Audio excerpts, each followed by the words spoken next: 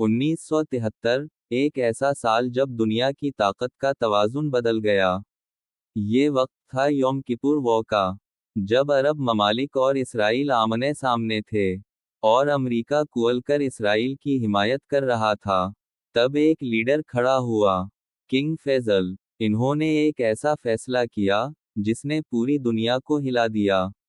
इन्होंने कहा, अगर तुम इसराइल का साथ दोगे तो हम तुम्हें तेल नहीं देंगे। और फिर सऊदी अरब और दीगर अरब ममालिक ने अमेरिका और मगरिबी दुनिया को तेल की सप्लाई बंद कर दी।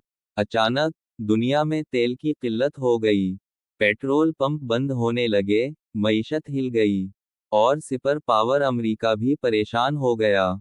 कहा जाता है, जब अमेरिका ने दबाव डाला तो शाह फैसल ने जवाब दिया, हम खजूर और पानी पर जिंदा रह सकते हैं, लेकिन अपने उसूलों पर समझौता नहीं करेंगे। ये था एक लीडर का हौसला, जिसने दुनिया को दिखा दिया कि ताकत सिर्फ हथियारों में नहीं होती, बल्कि उसूलों और हिम्मत में होती है। ऐसी मजीद जबरदस्त कहानियों के लिए फॉलो करें।